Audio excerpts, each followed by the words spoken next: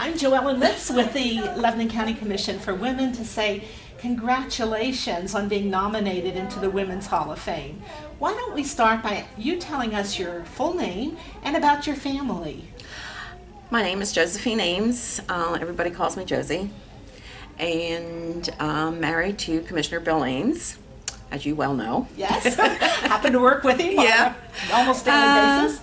And I have 3 children, 2 boys and a girl. Doug Cheney, Mark Cheney, and Arthur Doherty. 6 grandchildren, 5 boys and 1 girl. Do they have names? Yes, let me think. I don't want to, if you don't want to, I can cut this out. That's fine. Brandon Cheney and Carson Cheney, they belong to Julie and Doug. And then I have Lucas and Jared Cheney, they belong to Mark. Then I have Meredith Doherty and Joseph Doherty, they belong to Audra.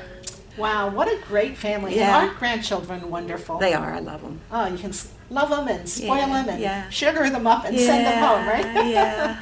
Oh my. Well, you have some ties outside of America to Germany. Tell us about that.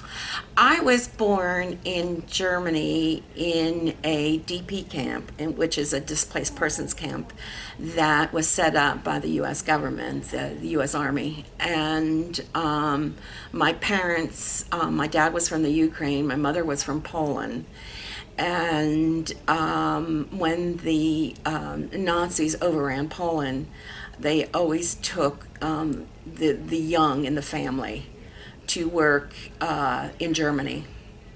And my dad, he left the Ukraine when he was about 15 to work in Germany because that's where the money was at. You know, they were really destitute in Ukraine, so he left home and he went to work in Germany. Of course, got involved in the, you know, again with the Nazis and everything, that, you know, he had no way of getting back. Not that he really wanted to get back to the Ukraine because it was difficult. My mother was taken in the middle of the night. That was their forte. They what they did was they came in knocking at the doors, and I took my mother and her sister, and they were sent to Germany to work. My mother worked on a farm. My father worked in a flour mill. When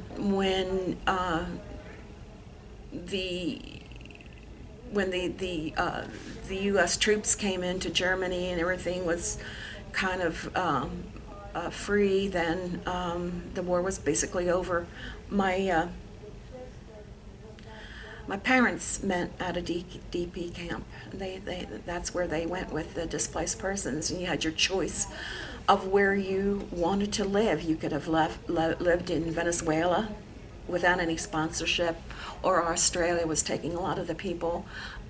Canada was taking some of the displaced persons also. But my mother had family in New Jersey, and they sponsored us and brought us over, so we came over. Wow. And so how did you become an American citizen? I became an American citizen when I was 18 years old, and you know, I took the test, passed the test, and became a citizen. Wow. So you put a face on the immigration here today, and that's wonderful to tell and share your story. I'm sure that there are a lot of people out there that just don't realize what we have here in America, and to have somebody choose to live here, that's very special. It was very special. My parents decided that they did not want to go back to Poland or the Ukraine because there was nothing there. And with family that was in New Jersey, and we came in January of 1950. We came here to New York and started life in New Jersey. My father had a job right away, and he couldn't speak a word of English, but that's okay. He made it, and Mom and Dad raised 5 children here in the United States. Okay, well, coming from that background, you are a hard worker. I mean, you just put your nose to the grindstone, and you do things. You have a cleaning business and a landscape company and a retail store and a yard waste and composting center, an oldies laundromat, and Main Street Classics. How do you run all of these? I have good people. I have good people. And where do you get the ideas? I mean, tell me a little bit more about it.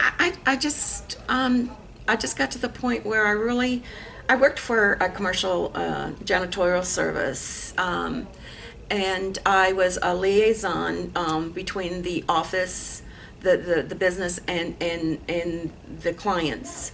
And if there was problems, I solved the problems. And then I decided that I think I could do this on my own, and started out with a vacuum cleaner and a mop.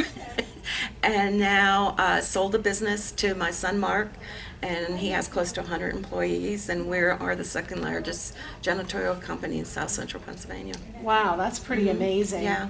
And you do a lot of volunteer activity in the community, the Halcyon Center, the American Red Cross, the Rescue Mission, Agape Family Shelter, Salvation Army, Easter Seals, and you're also on the tourism board. Yes, that's my passion. Why don't you tell us a little bit about that?